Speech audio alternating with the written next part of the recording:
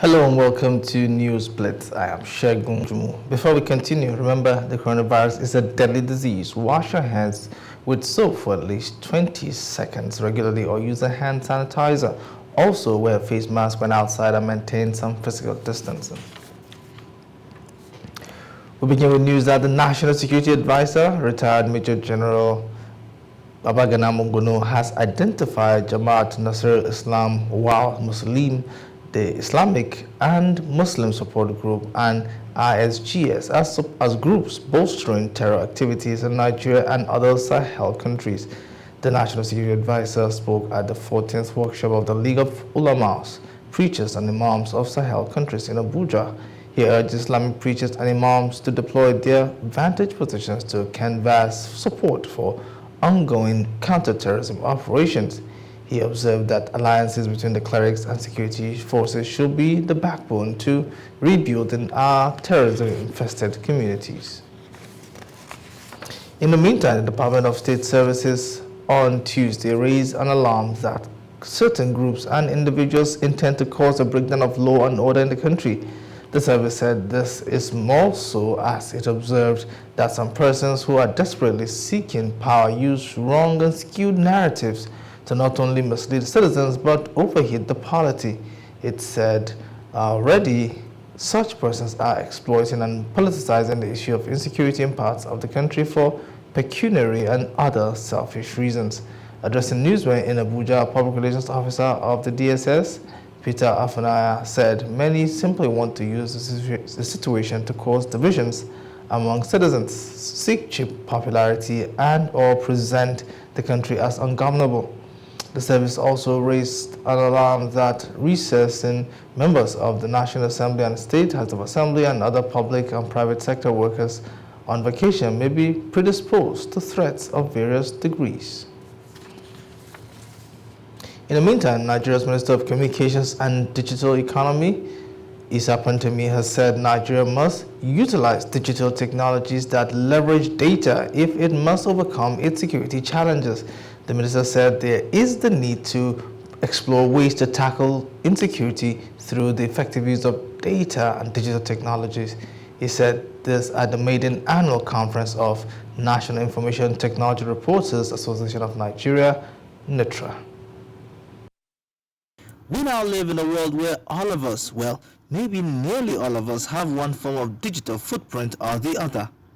Terror groups and criminals also leave digital footprints behind when they go online. This maiden conference by Information Technology Reporters is exploring this subject. The Minister of Communications and Digital Economy, who is represented here, says government has a wide array of technologies to secure Nigeria. We will have information of your movement, and we can easily map your digital footprints and traces with your physical movement, and that will really help security agencies to perform their work. Security agencies worldwide have technology at the center of their security policies. Traditional formulas can't cope with the demand of the world we now live in.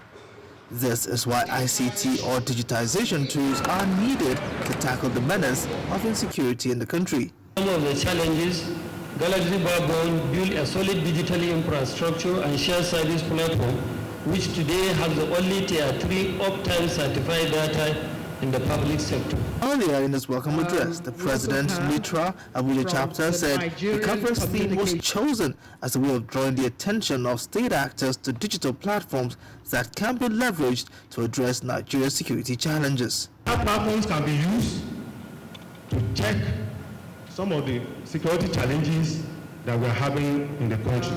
The move by Nigeria's Identity Management Commission to link citizens' national identity numbers to their SIM cards is indicative of government's determination to stay one step ahead of criminals and terrorists and keep the country safe. As Nigerians look forward to robust political activities in 2022, the Inspector General of Police has tasked his men to brace up for security challenges future elections may present.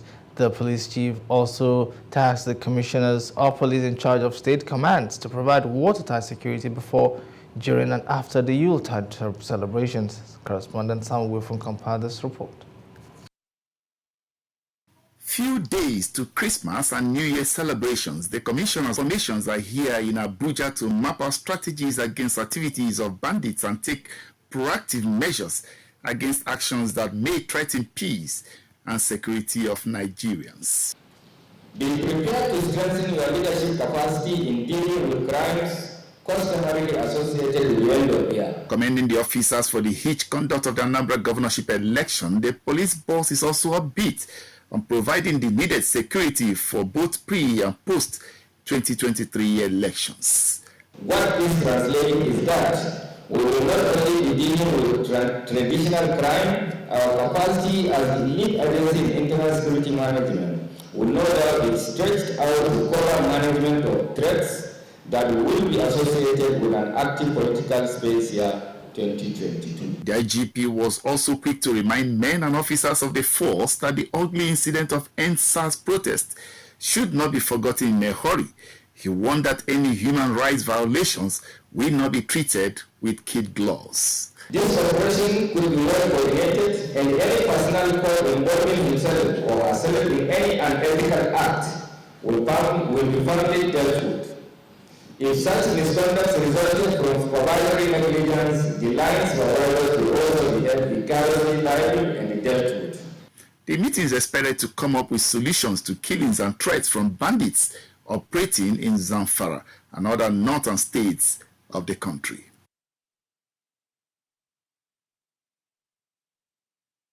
Still on security, the Director General of the Nigerian Army Resource Center, Major General Garba Wahab, retired, has said that the solutions to the country's insecurity or problems of insecurity can be found within. Major General Wahab said this on the sidelines of the opening ceremony of the Leadership National Security Course 4 at the Nigerian Army Resource Center, Abuja. Defense correspondent Kennedy reports. Huge resources are often committed to a nation's security. While most people may think these resources are limited to military hardware, the Leadership National Security Course points in a different direction. I can only secure you through you. If the average person on the street is not ready to cooperate, to collaborate with whatever the government puts in place, nothing is going to happen. And the events in the Northeast is instructive.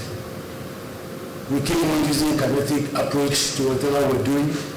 You keep 100, Boko Haram is able to recruit 200 to replace the 100 you've killed, because you have not been able to establish that nexus between governance or the government and those who have been governed. Major General Sunday is the Director of Defense Special Operational Force, Nigerian Army. He agrees that this course of study is indeed relevant to enhancing national security.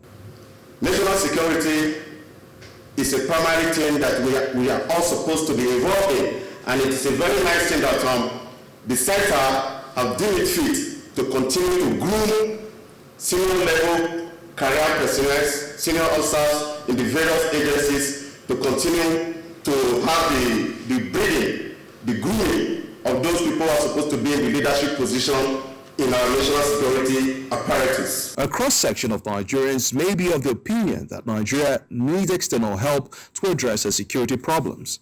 Major General Wahab thinks differently. Solution to our problem lies within. We can't wait for people from outside to solve our problem for us. We must solve our problems, and that's the sense why we want as many segments of society to be part of it as possible. And that way we understand ourselves. Trust is built because we've lost trust over time. So we want to build trust, people understanding themselves, getting to know themselves better.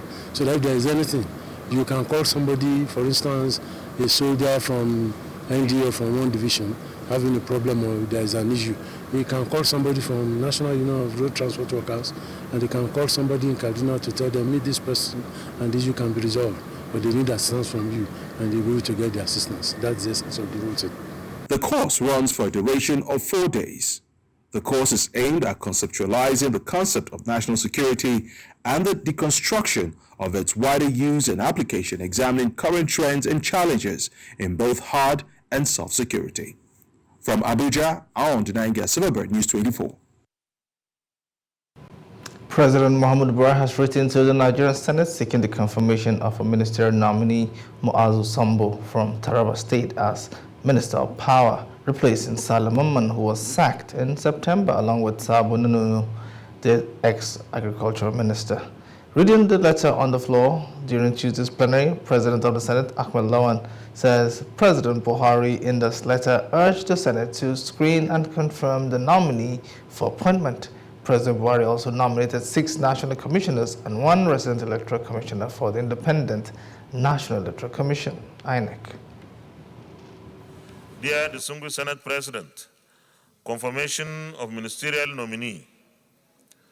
In accordance with Section 147, subsection 2 of the Constitution of the Federal Republic of Nigeria 1999 as amended, I have the honor to forward for confirmation by the Senate the nomination of Muazu Jaji Sambo from Taraba State as Minister of the Federal Republic of Nigeria. Copy of his CV is attached herewith. It is my hope that this submission will receive the usual expeditious consideration of the Senate. Please accept, distinguished Senate President, the assurances of my highest regards. Yours sincerely, Muhammadu Buhari.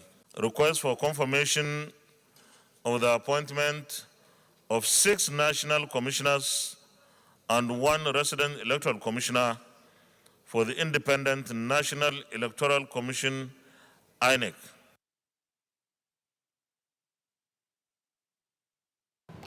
The President of the Senate, Ahmed Lawan, has debunked the public perception of the 9th Assembly as a rubber stamp of the executive.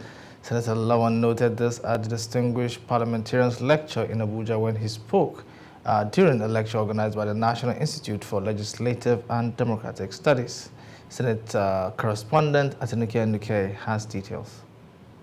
Over the years, the National Assembly has battled with the problem of public perception. The 9th Assembly is not being spared from this.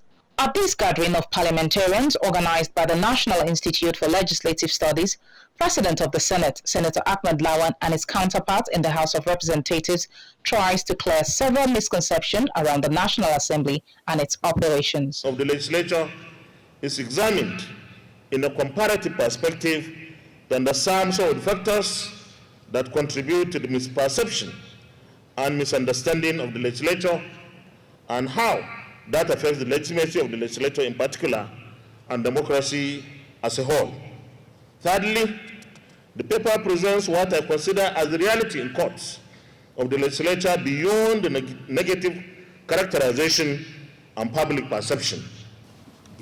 This lecture series is an initiative of Parliament and a platform to tell our stories. It is also an opportunity for us to engage the Nigerian people so that they can better understand the role of Parliament, be more aware of the challenges of parliamentary democracy, and informed of the roles we each have to play to achieve a nation that reflects our best talents and enables the fulfillment of our highest ambitions. The host believes that the parliamentarian lecture series will further contribute to value addition in the area of continuous upgrading and providing support for the National Assembly. That the lecture series is in line with the statutory mandate of the Institute to improve knowledge and engender deliberations on critical issues of democracy and governance. The lecture had a pool of 7 and former Nigerian lawmakers as well as other participants from other countries. From the nation's capital, Atinike Nuke, Silverbird News 24. You're watching Newsblitz, reaching you live from Abuja. We're back with more reports after the short break. Stay with us.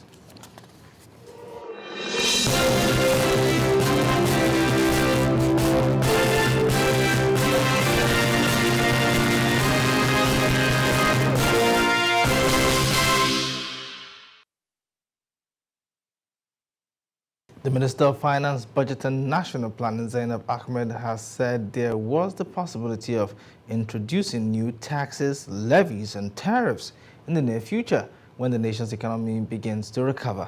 The minister spoke just as the Speaker of the House of Representatives, was represented by the House Minority Leader, Ndudi Elumelu.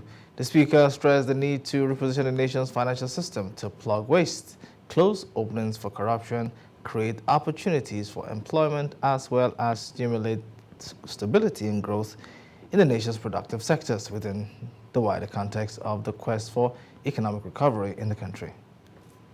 Done in finance bill of last year, 2020, where because in 2019 we exempted small and medium companies from company income tax, in the last finance bill we said the education fund should also be similarly exempted from very small companies and medium-sized companies. So that is already passed and is a law. So it's not in this current bill, it's in the previous finance and so the essence is to enhance taxation of non-resident taxpayers. So for example, we do transactions on Amazon. And what is proposed here is Amazon can now register as a tax collection, VAT collection agent for FIRS, add VAT on their transactions and remit the VAT to the FIRS. So if I move on now to the key policy thrust number 4, which is financial sector reforms and tax equity. Strategic and broad-minded positive reforms that will engender best practice. Statutorily check borrowing by local, state and federal government. Enhance transparency and accountability in the administration in various strata of tax and public revenue generation. The UK government has removed Nigeria and 10 other countries from its red list. The 10 other countries that were initially placed on the list include Angola, Botswana, Eswatini, Lesotho, Malawi, Mozambique, Namibia, South Africa, Zambia, and Zimbabwe. The red list was reintroduced in late November as a precaution after the emergence of the new Omicron variant of COVID-19.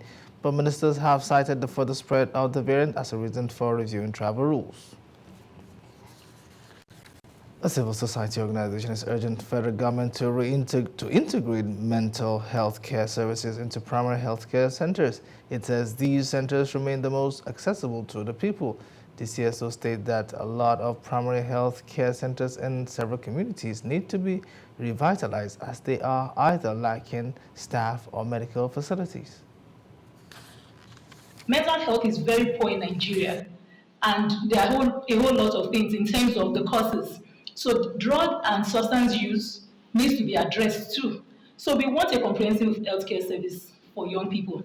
We want adolescent health. We want mental health to be integrated into the primary healthcare system. So that, because of course at the end of the day, we already know that primary healthcare is closer to the people. And so people with minor cases of mental health a mental health issue should actually be able to obtain service. But since there are law insurance that is covering families and adolescents, then create a budget line that will meet their needs. You're still watching Newsblitz. We'll bring you news from the foreign scene right after this. Stay with us.